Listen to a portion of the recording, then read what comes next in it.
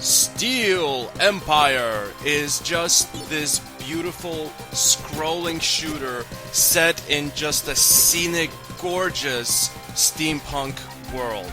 The world is at war, and you navigate one of two airships to save it.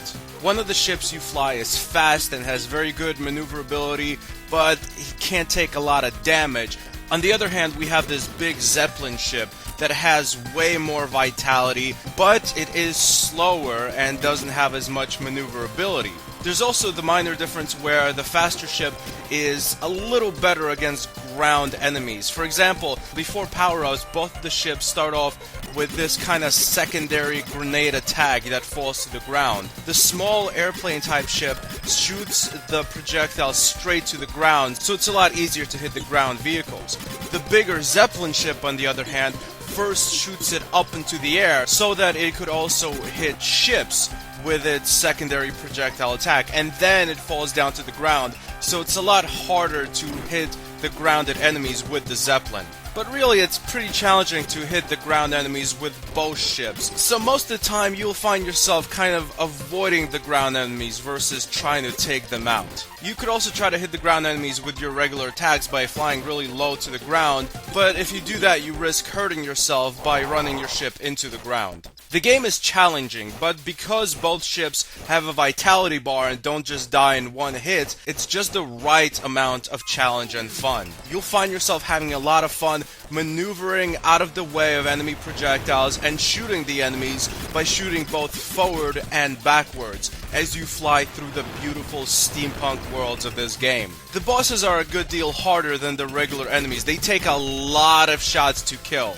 They're not impossible, but they're certainly an old school arcade challenge. Even if you know what you're doing, you will get killed one or two times when fighting a boss. Another strategy you have to take into account is which ships are good for which levels. For example, if there's a level when you have to fly really fast through a corridor in a mine somewhere, obviously the smaller ship is going to be a lot better just because it's smaller and it maneuvers better. You're not going to hit the walls as much. But of course you have to take into account that even if you do hit the walls, the bigger ship can take more damage. So even though there is strategy and some ships are better against some things and worse against others, the ships are really well balanced. Neither ship is objectively better than its counterpart.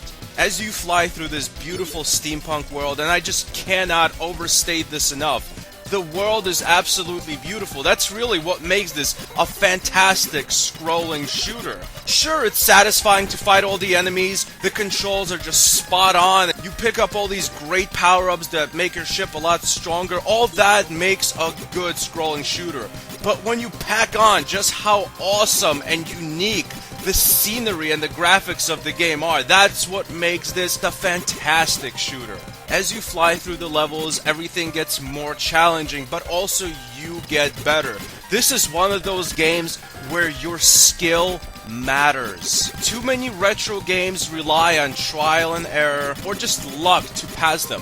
While this game definitely needs some trial and error and luck because it's challenging, once you get really good, you can, in essence, avoid all enemy projectiles and pass this game without getting seriously hurt. Steel Empire is ultimately just one of the best scrolling shooters of all time, of any era. It gets an official stanburdman rating of an 8.5 out of 10. Thanks for watching. Goodbye, my friends.